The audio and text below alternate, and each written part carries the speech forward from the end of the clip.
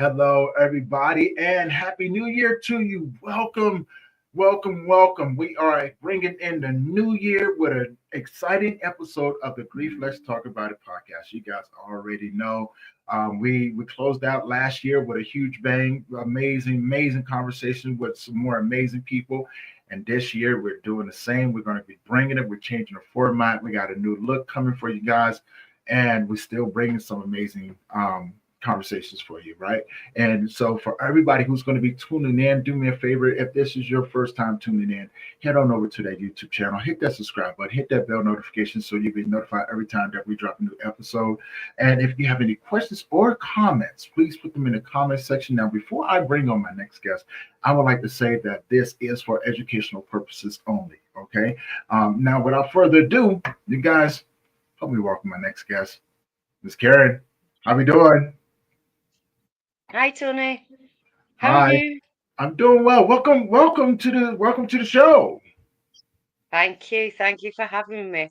Of course, it's my pleasure. It's my pleasure. And like I said, since the first time that we talked, I was like, man, I can't wait to have the conversation with you, right? And just see where it goes because we vibed. We had a lot of fun. We got the chance to get to know each other, and everything. So definitely looking forward to having this conversation. Now, before we get started, tell people who you are, where you're from, about the work that you do. Yep. Well, my name's Karen Wigley, and I'm from Edinburgh in Scotland, originally born in Manchester in England. That's why I have this funny accent here. Uh, So, I'm a newly qualified NLP practitioner in 2022 and a master practitioner. So, I like to help people help themselves to make their lives better. I love that. I love that. I love that. Now, explain to the audience what that is. Explain to them what it is. Yep, NLP. It's neuro linguistic programming, and we're all programmed from the day we're born. Now, these programs can do us good or they can do us not so good. And we Hmm. tend to, as human beings, hold on to the negative more than the positive. So it can sway our actions in the future. So NLP is all about changing those negative beliefs into positive ones and giving you techniques that you can use in the future as well to make your life a lot better. So you don't have to suffer because I've suffered myself in the past, didn't know where to turn to, Yeah. didn't know who to turn to. So I just felt stuck. So I don't want other people to feel like that. I want them to be able to embrace life and make the best because let's face it, life can send us some clangers. Mm, that's very true. Now, my first question would be, like, where does that rewiring comes from? Because I have a pretty good idea, right? Grief, trauma, addiction, mental health struggles, things like that, right? Can rewire the way your neural connections actually start to perceive the reality that we live in, right? It begin to distort it and things like that, and it can begin to not fire the way that it needs to. So you may start off in a good way, going, man, I'm going to do all of these amazing things in my life. And then when life starts to happen, it can really change the way that you think about those things, right? And you know what I'm saying? And it would redirect the way your neurons will fire, if I'm not mistaken, right? So I want to get your thoughts on that. What do you, in your thoughts and in your work that you do, what are some of the things that changes the way that we begin to perceive life? Well, everything that we go through, what we experience, and how we, as you say, we distort things, we Hmm. delete things, or we take those things on board and they all go into the subconscious. So we don't know what's fully in there, but everything that we've experienced since the day we've born has all gone in there. And for us to be able to progress with things, we're sometimes held back by sometimes things what are not the truth. So Mm. moving forward, and the only experience that I can see is what I used to be like being on this podcast right now, I would have been petrified to actually do this. So I've used NLP techniques on myself to be able to relax and get myself into a position where I can actually speak, because I've been in a room where someone's asked me my name and I've just shrunk down and thought, what are they asking me that for? I couldn't even answer them my own name. So this is where techniques can make you change the person who you was to the person who you want to be. Always takes action. You need to fully embrace the person you want to be and taking that action so that you can live the life that you want to live, not be held back by limiting beliefs, yours or other people's limiting beliefs as well, because you can take them on board, which I've done in the past too. So now Yeah. it's all good. I listen and maybe take it on board if they've got something relevant to say. But then 9 times out of 10, it's just someone slating you, just putting you down, and it's not worth even listening to. They're not worth your energy.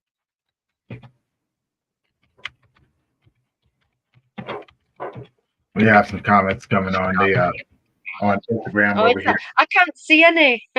I know, I know. I wish I could bring them up here. We got some people tuning in over here, which I'm truly, truly grateful for. And so I'm just letting them know that saying, hey, good afternoon to everyone, and to let them know that if they have any questions or comments, just to put them in the comment section. Yep. As long as they're easy ones. Well, that's okay. Hey, that's okay. We make it work. We make it work. No judgment over here. So just put them in there. And if I say something out loud, or something like that, and I mispronounce it, just forgive me and correct me. Okay, that's not a problem. Um, but by the way, what is your native language? Create Sorry, FI. what was that? No, What was I that, was Tommy? I was replying to create FI on Instagram over here. Right. Okay. So it's nighttime over in India. Okay. Oh, pleasure to have you on here. Thank you for joining us today. And that goes for anybody on LinkedIn, Facebook, or anywhere else. Let us know where you guys from. Put your questions and comments in the comment section, right? We're about to dive deeper into this, right? Because I got the chance to get to talk to Karen, and she has an amazing story, you guys. So now my next question to Karen is that walk us through what it was like before you got into the work that you were doing, because you mentioned a couple things, like you've made these mistakes and had to learn along the way, right? Being shy, being shy to be able to talk around people, very anxiety ridden and things like that. Let's talk about those things. Who were you before you got into this? Yeah, well, I think being the person that I am now, I've always been that shy child. And that stemmed from living in England and with my mum and my dad. My dad had a nervous breakdown when I was about 6 years old, but I was sheltered from it all. Even though I seen it, I was sheltered from it by my mum, and it was difficult. I mean, back then, my dad was put on a Section 28, it was called, where he'd be in hospital for 28 days in a mental health hospital. And me and my mum would go and visit him. I remember going, and it was awful.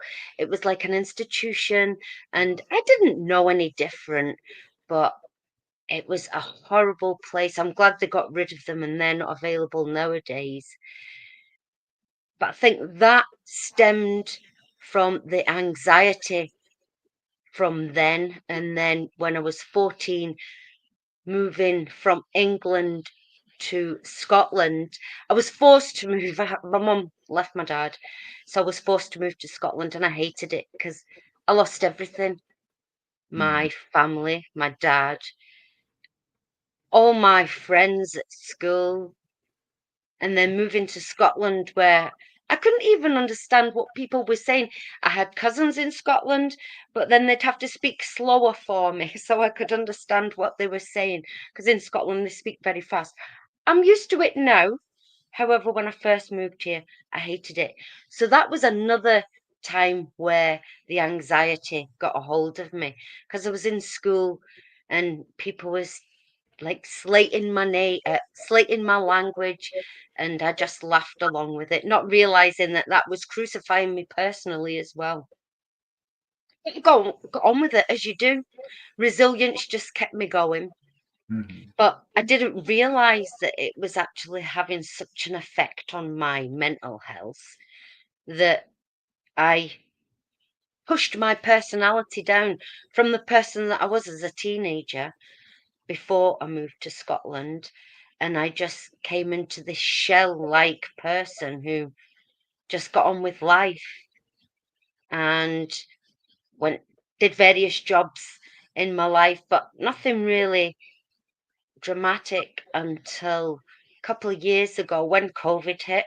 Hmm. And it was a case of me and my partner was both doing the same business, and we was getting no help whatsoever and no work whatsoever. So it was a case of I need to do something different. So I done it. It was a property investment course that I'd done, and I started up a short-term let, which I still have, but that's in the background now. And from there, I'd done the neuro-linguistic programming qualification, and that's where my passion hit home, where I realized I can actually use all the crap that's happened in my life and help other people because I know what it's like to have nobody there, as I said. And then having the techniques now that I use on a regular basis, use them recently when our pet dog passed away in October. It's the first time I've actually said that out loud because I couldn't say it out loud. He got knocked over and he didn't survive the night. Um, and I woke up every morning, I was in pain. I was crying my eyes out, didn't know what to do because he was a big dog, big husky Akita, and he was always in the way. His hair, no matter how much you hoovered, his hair would be everywhere. And when he first passed, I wasn't hoovering the house or anything because I just wanted his hair to be around me. I was getting hair and sticking it to my clothes and everything, which does seem a bit crazy now, but that really affected me. As a kid, I lost animals, dogs, cats, and a rabbit. But my mum covered me from that. She didn't. One minute the animals was there, next minute it was gone. I didn't know grief of an animal until in October last year. So yeah, that really did cut me up, and I still miss him now. It's a big part of the family. But I've used the NLP on myself, and I had to because I felt myself going down that rabbit warren once again, where I needed to pull myself out. So the NLP has helped tremendously. And I know that it can help other people as well. So I like to thank you, Tony, for allowing me to be on your podcast to let people know that, yeah, in the darkest hour, there is brightness out there, even though sometimes it doesn't feel like it when you're going through it. Of course. And you and I have talked about this, right? And the dark place, I like to say to people, is the place where you're either is the place where you come to the fork in the road, right? You're either going to take one, your choice is going to be either take you down this road or it's going to take you down this road. But you get to choose, right? And when you're in that dark place, this is where I tell people have a little forgiveness for yourself, because you may feel as if you're making the right choice in the direction that you want to go in. It may not be the right one for you, and it's okay, right? Because you can always make another choice and kind of get on the path that you want to get on. But eventually, you have to make the choice to do it. And when I speak upon that, I do speak upon my own dark place, where nothing was good, where there was just a lot of chaos, there was a lot of violence, there was a lot of loneliness, there was a lot of silence, all of these different things. until I realized that the dark place was a mirror image of who I was in that moment, right? Everything that had happened, all the things that I never addressed. And when I started to address these things, like the light became started to shine, and I was able to slowly but surely um, climb myself out of it. It was a lot of work. It was definitely a lot of work, right?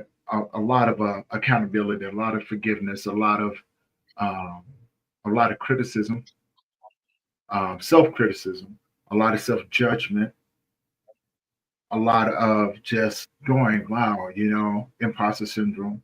Like I didn't feel like I could do it and things like that. But here I am. Here I am, still standing upright. And I'm still moving. I'm still breathing. I'm still, trying to make life into a good place, not just for me, but for the people around me. So my question to you is, you know, if an individual like myself, say for instance, you and I didn't know each other, They know each other. and Right. I'm struggling I'm sure. with the emotional aspect of grief. How would caring to, help teach me the steps in order to begin to navigate that world? Good question, Tony. In the NLP, obviously, you need to be able to trust the practitioner that you're with. So you would build up a rapport. That's first and foremost. And then there's different techniques you can use, especially with grief. There's an amazing one where it's all about visualization with the Mhm. NLP. So I take you into a relaxed place, a comfortable place. And then I would use a prop with this one.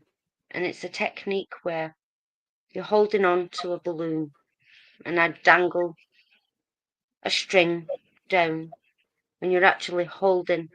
So you feel like you're physically holding on to that balloon. And it would take you through process. And then at the end of it, once I realised that you've got all the grief out of you, it would be a case of you letting go of that balloon. And I'd be pulling on the string there. It's a very powerful, I've watched this, I've witnessed it when I was doing my training. And it's such a powerful technique to use Mhm. when people are going through grief. And you know yourself, Tony, with grief, that there's a process you have to go through. It isn't just a case of, well, we do this technique and that's it. The person needs to be in the right frame of mind with it. Mhm. And grief is a personal thing. Yeah, it's I tell people like this, and thank you for that. Thank you for that as well, because it just gives a different technique on how to help navigate, right? You know what I'm saying? But when I envision that balloon, I envision all of the things that I've held in that keeps, and the balloon just keeps getting bigger and bigger and bigger, right? You know what I'm saying? And now, if we can use the analogy of all of these things as the helium, the thing that makes the balloon float a little bit more. And so the more you release, the bigger the balloon gets, correct? If that, Yeah. and so then it gets to a place, and it may take a while to get there, but then you get to a place to where you no longer have to carry it with you, and you can choose to let it go, or you can choose to carry it with you. Eventually, you do get tired. So the whole analogy, I look at that, if you carry it with you, your body begins to carry it in a way to where it is very, it can have a very physical effect on you, right? The Yeah. tired, fatigue, the constant, constant, um, not wanting to do anything. You know what I'm saying? The constant less drive that you have. Yep, I can do that. If you hold on real quick, if you follow me on the YouTube channel, Create FY, Her information is in the YouTube channel in the description down there, but I can also have her put it in the description over here as well. So give me a second. Oh no, no, you're good. You're good. Thank you for that. Um, create FY is asking if you could put your Instagram in the comments in the comment section. Um, Share it over here. I'm not the very best in technology. That's okay. Go ahead. Well, I'm gonna ask this question. Then just tell me your Instagram, and I'll put it over here for. So Right. when an individual, and again, I'm gonna use a little bit of my own personal experience, and I'm gonna get real. I'm kind of twisted up a little bit. Okay, so when an individual is struggling with suicidal ideation, we both know that that can be a very tricky place to come back from, right? You know what I'm saying? And a lot of people don't come back from that.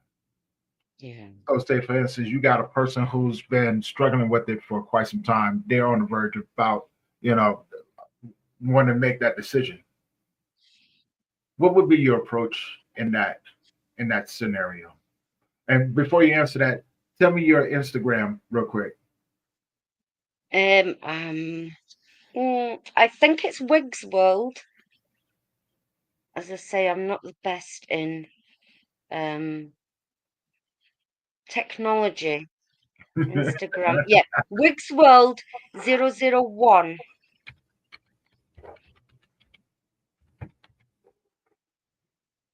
There you go, my friend. I just put it in there for you. But yeah, I'm gonna go ahead and let you answer that one for me real quick. How would you walk a person in getting them to a good mental health mind state? And letting them know that, you know, because I know for me, when I work with other men, I just tell them, I say, look, the thoughts and the feelings that you're having right now are totally normal because most people don't know that, you know, when you've gone through trauma, grief, and struggled in your mental health or addiction and things like that, suicidal ideation, the thought of wanting to take your life is a very normal feeling. But then you have to address the deeper underlying things that it's trying to tell you. And some people don't, like for me, I never knew the techniques to do it. I just knew that I had to go in there and address it because here's the scary part. And again, I'm only speaking from my perspective. When I realized that I was not afraid to die, see, my whole entire life, you know, I was told that suicide was a sin, so that was the biggest thing for me. Like you can't take your own life. But when I got to a point to where I just didn't care, you know, and I wasn't afraid to take my own life, I realized right then and there that I'm in trouble. And I knew right then and there that if I didn't do something, I was going to do it. I really was. And then when I attempted it, I shouldn't be sitting here right now. When I attempted to do it, I knew that I wasn't afraid. I knew that I had thought about everything. I convinced myself it was the best thing to do, and that who would care? No one would care. I'm just a Tony, right? I'm just another guy in the world. No one cares about what I'm going through. No one cares about what I'm feeling. No one wants to hear me talk. Any of those things, right? And here's the real kicker part about it is I felt so useless in the world. I had just lost everybody I loved. Majority, you know, the people that was closer to me, I lost them, and I didn't know what I was supposed to do. And so for a man in that situation, that is a really bad scenario to be played out inside of your own head because the mental health that comes along with that. Huh. Oh, Very much so, Tony. I yes. think you're a prime example as well of someone who's been there at the lowest of lows, and you've turned that around, and look at all the good that you do now. So anybody that was going through that right now, I'd definitely sit with them and get them to dig deep, because we're all here for a reason. I really do believe that. And I really do believe that we all have a purpose. And it's just finding that purpose. And when you're in the deepest, darkest pits of despair, that's where you find out what your real purpose is. You can find out a lot. Now, when you're going through it, you obviously don't think that. As you say, thinking the world will be a better place. I've been there thinking the world will be a better place without me in it. And that's so sad when the two of us now are shining examples of being able to do good when Yeah, you've been at the darkest place that you possibly could be. And now I just see rays of light everywhere where we can shine that light on the dark times, being there, done it, and we know that there is light at the end of the tunnel. yeah. I think the biggest challenge is that it's really hard to see the light at the end of the tunnel when you got the train heading towards you, right? Because the world becomes a loud place, a very loud place. Now, I'm only describing again from my own personal experience. Um, the world was a very loud place, and some days it is still loud for me, but I make sense of it now, right? The loudness, throughout the loudness, I can hear certain people's voices around, right? You know what I'm saying? And it's comforting that I can distinguish who those voices are, right? Now, I'm gonna go back a little bit because, like I said before, when I was going through it, I didn't see no light.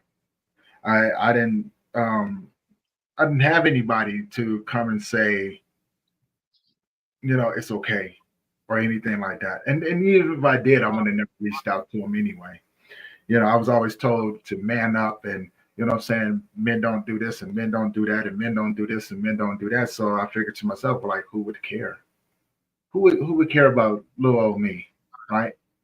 Then I thought about my life. I thought about my past. I thought about the choices and the things that I had done, the destruction that I had caused, and things like that. And I said, you know what? It's probably the best thing for me.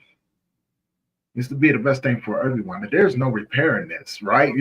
There's no repairing this. And I love that you said that. I want to say thank you for the compliment. I would love, I would like to think that I am an example. I never want to be an inspiration to anyone, but I would love to be an example of anything's possible, right? You know what I'm saying? That I'd like to be an example that if you if you can see past the pain and the trauma, um, and be vulnerable and open enough to allow people to walk with you, right? The road becomes a little bit more enjoyable.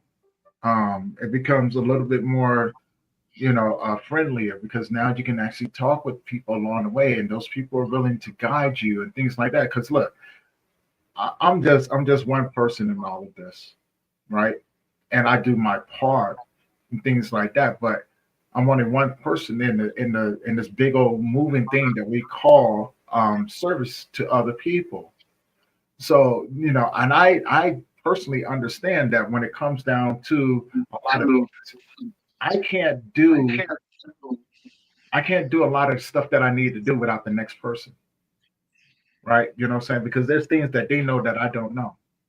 There's things that I may know that this person may not know. Maybe I can share it with them, things like that. But then I do know that it takes a team to be able to do it, you know. And I want to see our communities heal, have the resources and the support that they need. And your story is just one, is a powerful one. And so, who's ever out there, they're listening right now. They're just going, wow, you know what I'm saying? I've been there. I'm probably there right now and things like that. So now, I'm going to hand this over to you. Talk about the mental health aspect that comes along with that. very much so. The When you're going through it, it's difficult, you know. And I remember when my mum passed, and I was only 20, and she had emphysema, so she had oh, what's the machine called? A nebulizer. She'd wear a nebulizer 3 or 4 times a day. And I woke up this morning and I heard my mum's machine in the living room and fell back asleep because it was the early hours of the morning. Then I woke up again and I heard the nebulizer still on, and I thought that's strange. So I got up, walked through the living room, and my mum was lying on the floor with the nebulizer wrapped round her legs. And I didn't even know how to check for the breathing. I pressed 999 as we have it in the UK, and they asked, is your mum breathing? And I didn't even know where to check. So the ambulance came. It felt like forever I was waiting, but it wasn't. And then phoned my brother. He came down and they done the chest compressions on my mum. They asked us to leave the living room so they could do that. And then she was taken up to the hospital. Me and my brother had to make our way up there. I had to drop my kids off at my cousin's because they was only babies at the time. And we got to the hospital. By the time we got to the hospital, they told us that there was no way that they could help my mum. She'd already passed away. My life ended. That was it. I was at the bottom of despair, even though I had 2 babies to look after myself. That was it. I see my mum every single day. She was a huge part of my life. I felt like a part of me, in fact, a part of me did go when she passed away. And that was a pivotal moment in my life because I knew I couldn't go on. How could I cope? But because I had 2 babies, I had to cope. I had to keep going on. And that was it. I more or less brushed it under the carpet and just brought up my babies as best I could without my mum in my life. But that was one point where I felt like I couldn't go on. But it was the resilience that kept me going. I Mhm. knew I had to. For my kids, there was nobody else there. Their dad wasn't around. Obviously, my dad wasn't around. I had my brother who would help out with little bits. I was at the worst place in my life while bringing up 2 little babies. And it was an horrific time. But knowing now with the NLP techniques that I would have been able to not just have resilience, but I would have been given the opportunity to not have that take control of my life so much that I was in despair, didn't know where to go, who to ask for help for. There was no one around, just felt lonely and lost. And this is what I don't want people going through now, feeling that lonely and lost. You don't need to, there's lots of people out there that's been there before and are willing to help out. So don't ever feel stuck. Always ask for help because there's help there with people who genuinely care as well. And this is the thing, I have empathy, and sometimes I think, why do I feel like that when it's like something that doesn't affect me, but physically does feel like it affects me? And Mhm. that's, I just can't help being empathetic. It- I'm glad that you said that, right? Because I think a lot of people who are very empathetic, I, um, including myself, right? It's really, really hard. Well, I found it hard for me to understand the empathy part for it because, Um, it was just the way that things I was taught, right? You can't have empathy for people. People kill you, things like that. So I learned how to shut off my emotions, right? For the simple fact of the way I was always taught, as my friend would say, the code on the streets was, saying emotions will get you killed. Love will get you killed quicker, right? And so those are the things that they carry with me, and that's how I learned how to survive, right? Saying don't trust anyone, keep moving when you can. If something comes, don't run from it. Accept things for the way that they are, and don't worry about tomorrow because tomorrow may never come for you. Worry about what you do now. And if you make a choice, be sure that you can live with the choices that you make, right? And I was taught, life is unfair and no one cares. So you're gonna have to move. You're gonna have to do whatever you need to do. Survival of the fittest out here. And I think when that term comes around, a lot of people who may be listening right now may not understand the depth of what that term actually means.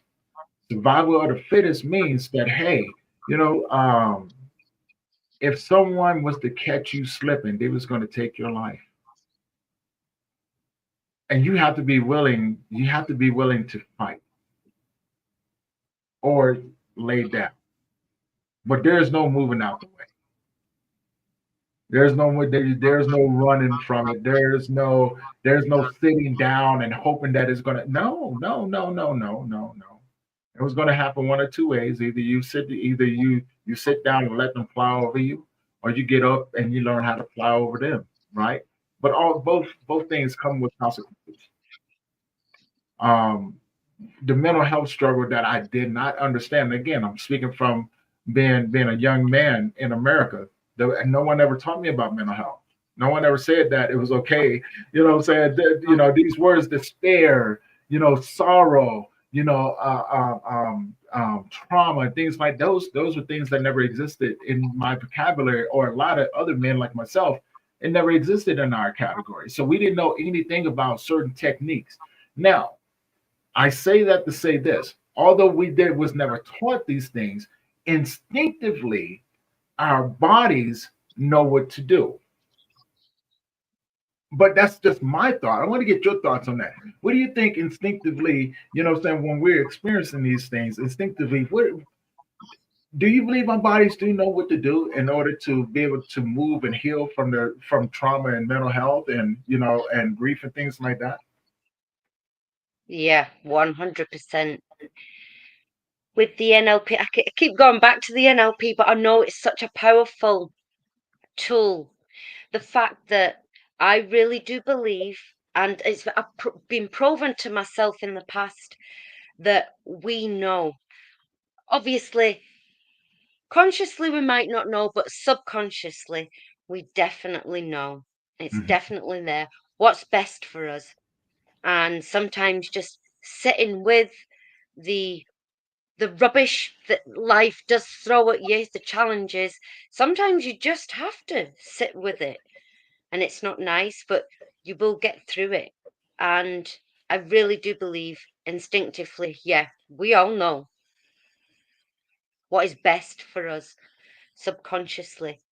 And we just need to ask ourselves Mhm. subconsciously. This is why with the NLP as well, do the hypnotherapy, and the hypnotherapy, such a powerful tool. The hypnotherapy, I love having that done myself on me as well, because it's just uh, it can take you away from the crap that's going round in the outside world, and just take you to a nice, calm, relaxing space where it's just you and your thoughts. And meditation as well. I'm getting more into the meditation, and these are all really good for the mental health side of things. Mhm. I had a question, right? Because I love Because that there's that you brought up the hypnotherapy, because I've done a few guided meditations myself, and I want this to be interactive with the audience as well. And you tell me what you think about this, right? So, every since with the office space that I'm in, I'm surrounded by a lot of different nonprofits, et cetera. And we do every month, which is the second Tuesday of every month, we do a Wellness Wednesday, or the second Wednesday of every month, we do a Wellness Wednesdays. And part of that Wellness Wednesdays is being able to decompress, being able to release everything that's going on so you can recharge yourself.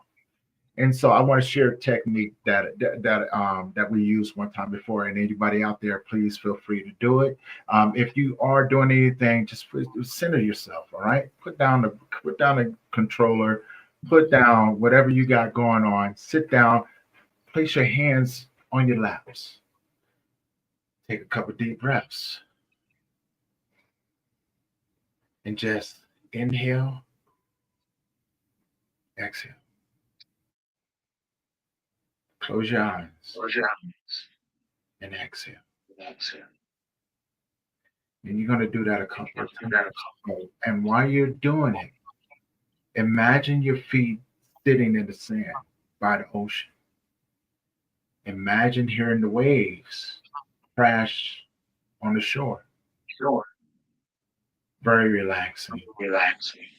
Very relaxing. Release all of the tension that you may have in your neck, all of the things that are holding you back on this Wednesday, on this very day, and just let them go. Now, slowly but surely, imagine the people that you love around that makes you happy, laughing. Maybe it's your brother, your sister, your mother, your father, your friends. Just a really happy place. A nice cool breeze. You feel you feel the sea water splash on your face a little bit as it's going through. It's very refreshing, very relaxing.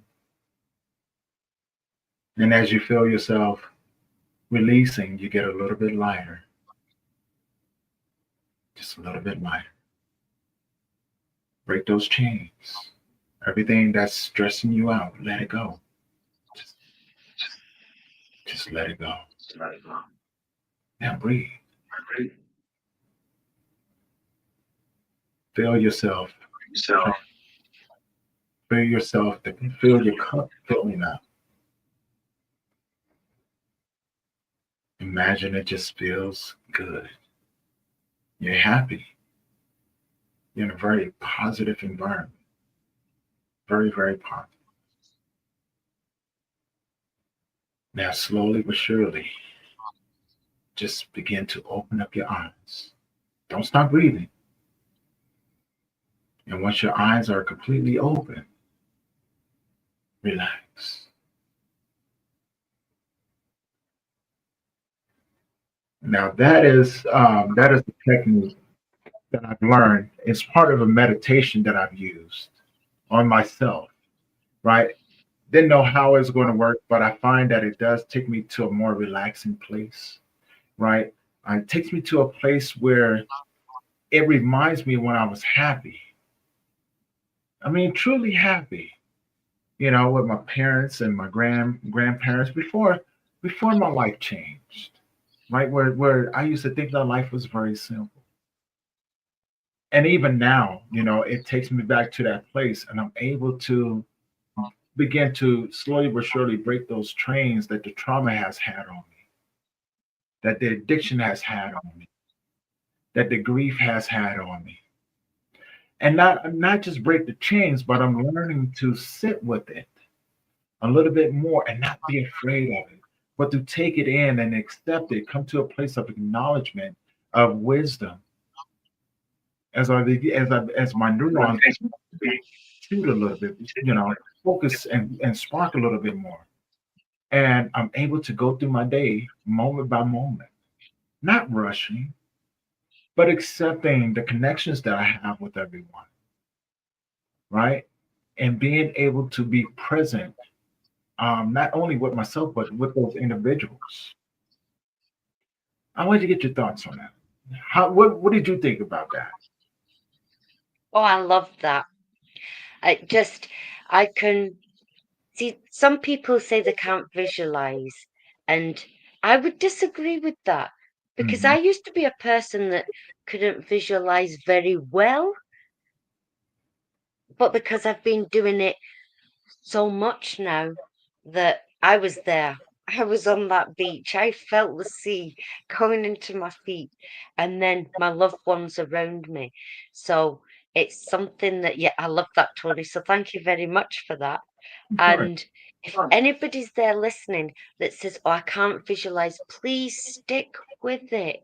Yeah. Visualize just a simple thing to begin with, but the more you do it, it's like a muscle where the more you do it, the stronger it'll become. And then now, when people say to me now, close your eyes, relax, and I just get right into that right away. So thank you very much for that. I love that. Yeah. Well, it's a lot of people. Here's what I find a lot of people do. The emotions become so heavy, right? And it's a flood of them. And I go, no, stick with it because you don't understand. When those waves are coming in, that's what it's doing. It's bringing in those emotions. Those emotions are there for you to experience. And it's the emotions of the people because what I find that when people do envision their loved ones there and things like that, a lot of times they envision people who have passed on, and it's the emotions that was never expressed, and they become but afterwards, after they do it, after they go through it a couple times and things like that, they come out. They begin to go there because it is a place of simplicity. It is a place worth of honoring. It's a place of connection, right? Your traumas don't make you. The grief doesn't make you, but you do have to feel it in order to heal it.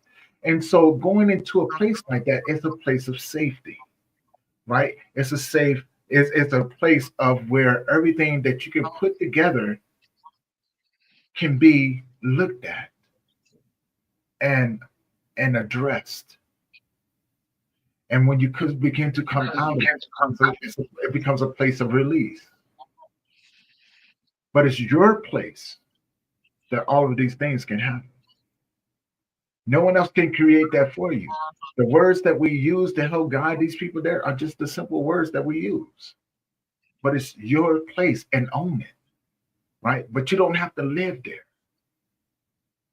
But it's a place, it's definitely a good place to be within, saying your mental health, your spiritual health, and, within your emotional health. But again, again, these are just like yourself. These are just techniques that I've learned along the way. That during meditation, this is something that I do on a day-to-day basis. Because sometimes, Karen, I may not wake up in the best of moods, right? I may wake up riddled with my grief, may be riddling me through and through my whole body. But I know now when that happens, I know to not be around people. I know not to answer my phone. I know I don't want to talk to anyone. And then I do understand when I am aware. Now that's the key part. When you are aware of these things, then you can begin to use these valuable tools and techniques to help you go through it. I want to get people's thoughts on that as well. If you have any questions or comments, please put them in the comment section. Again, what I'm saying, for everyone who's tuning in on Instagram, Facebook, LinkedIn, YouTube, and Twitter and Twitch, guys, thank you for tuning in. If you haven't already, down below, yeah, not the well, that's my website right there. But the YouTube link is down below. Go there and check it out, and things like that. Give me a subscribe if you think it's worth it. But if you know anybody who could benefit from the conversation that we have, share this along with them, please. What I'm saying, we're trying to push this through the algorithm. This is going to be the year of very intentional movements and conversations and things like that. So help us to be more intentional, like if you don't mind. And again, this is my guest, Karen. She is coming in, and we're talking about NLP, correct? And so she's teaching us some new techniques and things like that. So please put them in the comment section. We got you. So I'm gonna hand this over to you, Karen, because you mentioned something, right? And I want to get your thoughts on what you saw when your mother passed away, right? Because you had siblings, you know your father and everything else. How was everybody around you handling the news of the loss of your mom? Well, there was only me and my brother in Scotland at the time, so we had to pass that information on down the phone as well. It's not the kind of information you want to pass down the phone. But because I was 20, I think my brother just took it all off me. He's 5 years older than me. So Okay. he just dealt with it because I think it's like if you don't say it out verbally, it's like it's not really happened, which is just a stupid thing to say. But it was, if I verbally said it, that meant my head was listening to that as well. I just didn't want to hear it. So it took a while. I remember where the hospital was, it was like 5 minutes from where my mum's supervisor was working in a shop. And I was walking about in a daze.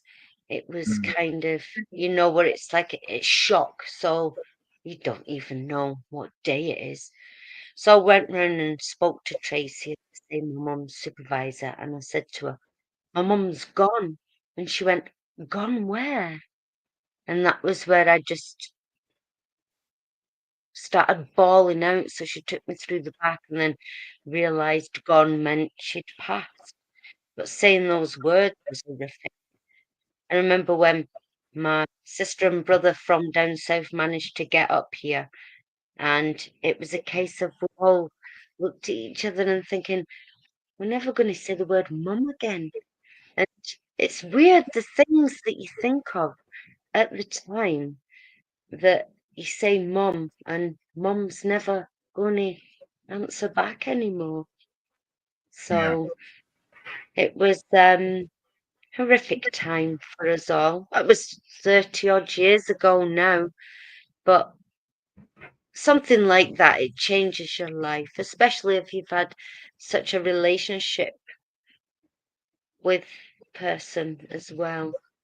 Because I know not everybody gets on with their parents, and that's another horrific way of grief as well, because they may not have passed over, but you've mm, actually lost that parent-child relationship, which is also sad, especially when you've lost them and they've passed over and you mm. can't, there's no way of getting that relationship back.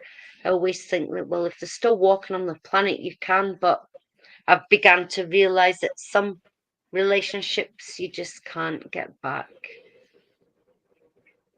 That's very true. That one hit pretty deep because you're right.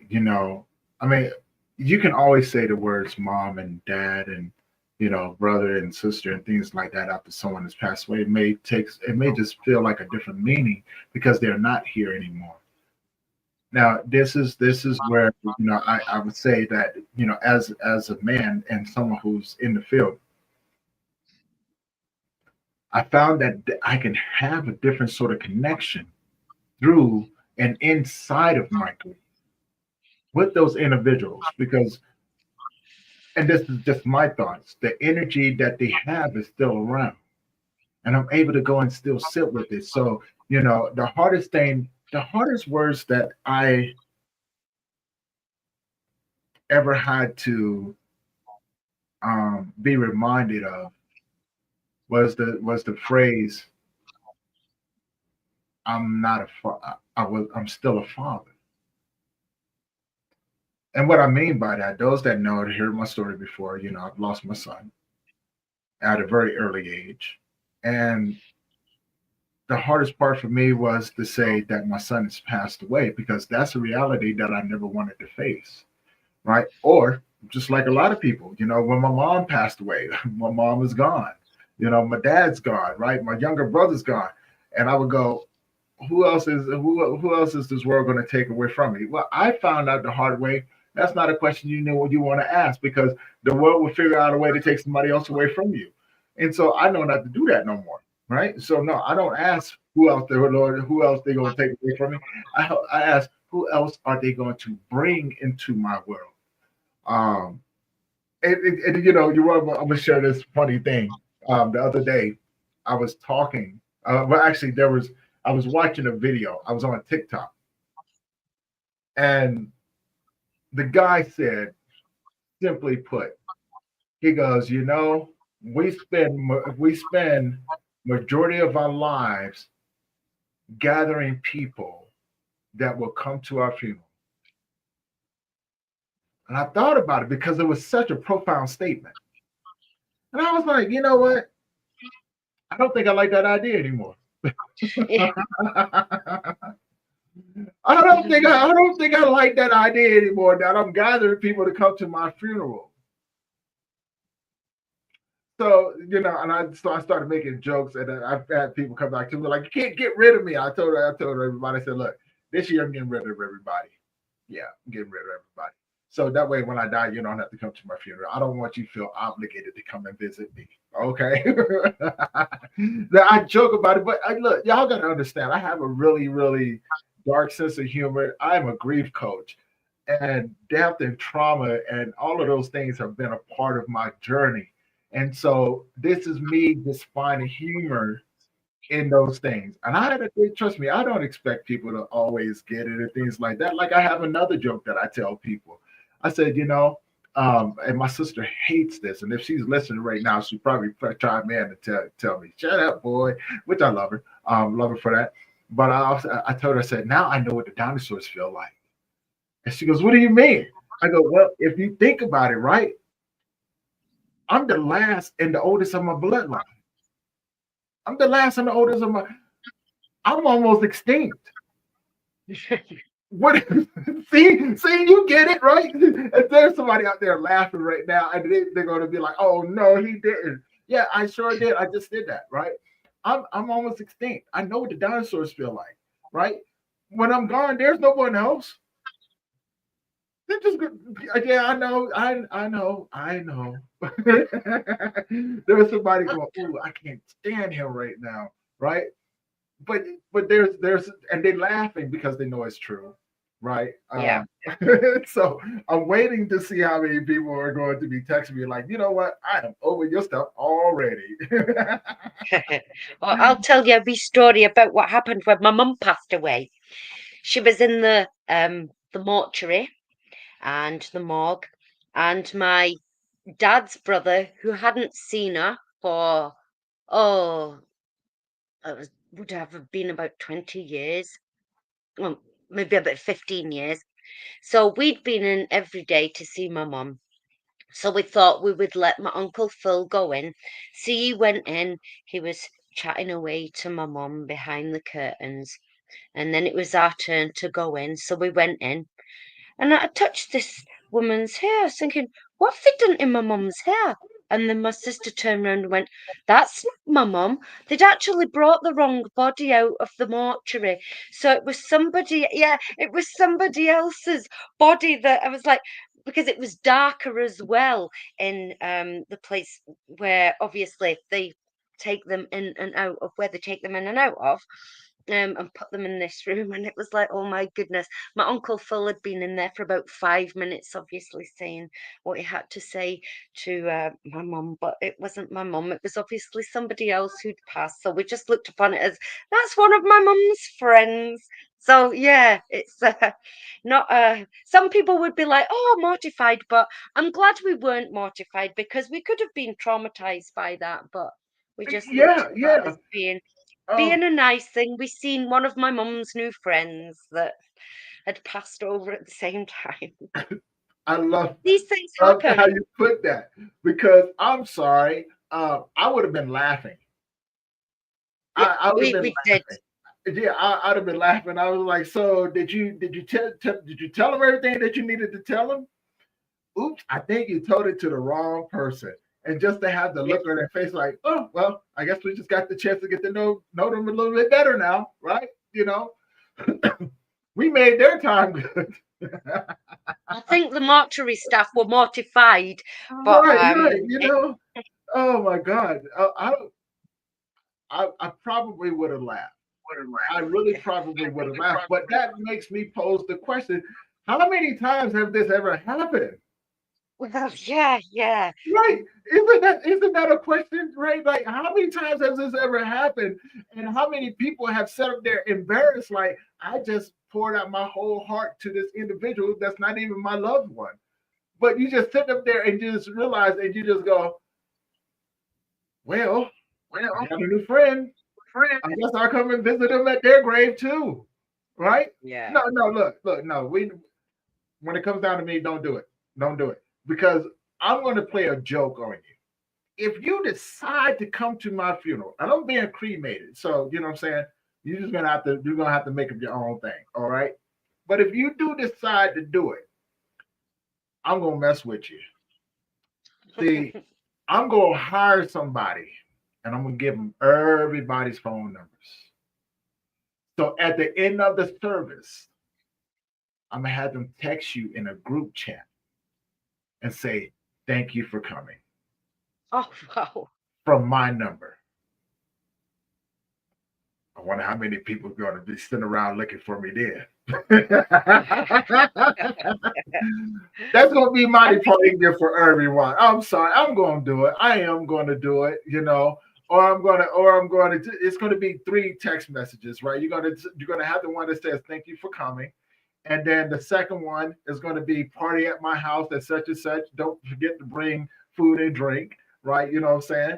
And then the third one, I'm just going to wish everybody good night and a safe ride home. And I'm never even going to show up. But these are the three text messages y'all going to get from me. I'm sorry. It's just going to happen. Um, and if you don't like that, you might want to block me out of your phone. Because I'm going to do it. I am so going to do it. And those that know me know that I will do it too. So that's yeah. I like that, Tony. Well, you gotta look. We work in grief and trauma, okay, on a day-to-day basis. If people really understood the emotional aspect that comes along with it, what we carry from other people, they would, for one, have forgiveness for us for finding humor and wanting to laugh about a few things, right? Because for me, grief is not a sad thing. It can be a very beautiful transition in the world, right? And no one wants to talk about this. This is where I have my problems. No one wants to talk about death, dying, and grief, although it is part of your life. Is One guarantee we all have. if you will, right? And if you have experienced it, you may have experienced it multiple times. Don't sit around in the corner and not talk about it. Share your experience with the next person. This is why it's called a shared human experience. Those individuals that you may be talking to have probably been in the shoes that you're in right now. Or you can run across a Karen. You can run across a Tony. You can run across, what I'm saying, a Shauna or a Katie or someone, what I'm saying, that may have something that they can give you. They may have something that they can give you to help you get through those little moments. You might find yourself with a Tony that's willing to walk with you until we figure everything out, right? You know what I'm saying? Little by little, piece by piece, grace by grace, right? But you find somebody who's going to be strong enough to where when you need to sit down, I can reach out a shoulder and go, "Hey, whenever you get up, go ahead and grab this. Stand up. We'll walk together, but I can't pick you up.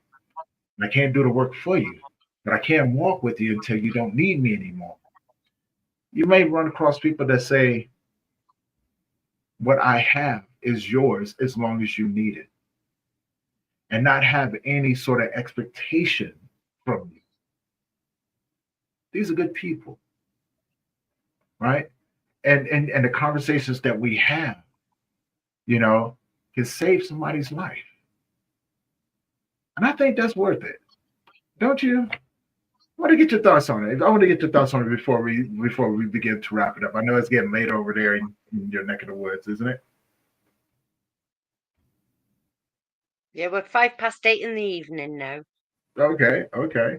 Yeah, so give me your thoughts on there, and then we'll begin to wrap this up real quick. Wrap this up. Thoughts on, sorry? Thoughts on how to on how this human experience that we're having in this world around these different things, and how can we begin to open up the doors a little bit more on having the conversations around it, so we can find the right people, the right support. Yeah, I think you summed that up beautifully there, Tony. And knowing that when you're in the depths of despair, that there will be people to walk with you along the way, knowing that they've been there, they've experienced their grief. Your grief will be different. Mm, Everybody's grief is different, but knowing that you're not on your own and that there's people around to be able to help you along those small steps, because the small steps adds up to the bigger steps, which will get you through the worst of the times. I like that. I like that. So now, as we begin to wrap this up, I got two questions for you. The first question is, how can people find you? Oh, but you can find me on LinkedIn, Karen Wigley. There's also an NLP, Meet Karen, the NLP practitioner on Facebook, and the Instagram Wigsworld 001. Nice, nice. And my second question would be, if you can leave the audience with something, what would you leave them with? I would say have fun. Definitely 100% in life, have fun. Like you was a kid again. Never forget what it was like being a kid and the fun times when you was a kid. I've invested in some roller skates now, a woman in the 50s, You and I've told me got my about roller that. yeah, I've got Yeah. my roller skates and I need to get out and remember to have fun, because you never know what's round the corner in life, and there's always something to whack you down. So, in between those times of being whacked down, make sure you're having fun and get I yourself a like pair that. of roller skates. That's I my love favorite that. one. Look, we talked about this one time before, and I told you that I'm coming over because I mean, 250-year-olds on roller skates. I think it's either going to be very funny. Well, actually, I think it's going to be very funny, and I think it's going to be a lot. I think it's going to be very painful too, right? Because it's been a while since I've been on roller skates, so I can only understand how the sidewalk is going to feel as many times as I fall on it.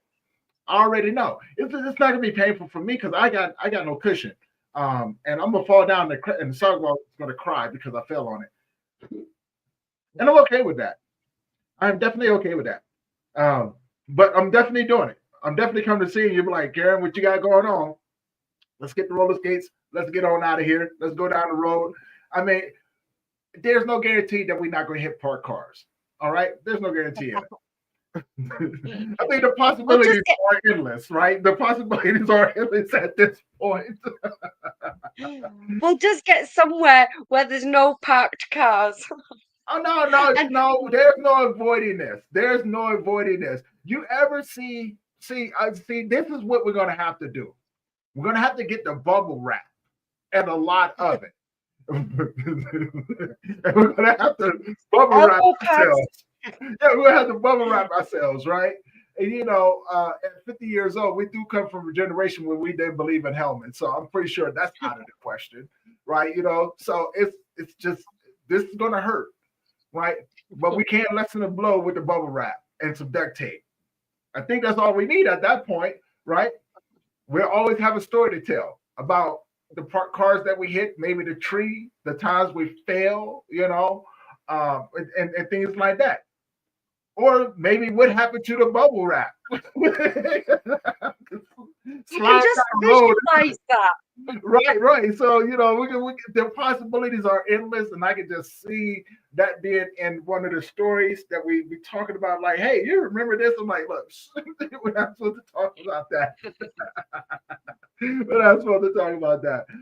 And with that being said, Karen, I want to say thank you for joining me today on this beautiful start to the new year. And we kicking it off. We got more coming for you guys out there who are tuning in. If this is your first time tuning in, do me a favor. You guys already know the website, the YouTube channel is sitting down there below. The YouTube channel is Grief Let's Talk About It podcast. Do me a favor, head on over there and give me a subscribe if you want to, and hit that bell notification so you'll be notified every time that we drop a new episode. And if you know anyone who can benefit from the conversations that we have, please share this along with them. Other than that, guys, we got more coming. I am pushing out daily live streams. All right, so you guys, we got one coming for you guys tomorrow too. Okay, and the day after that, I'm trying to fill it all in for you. Right, we're bringing it for you.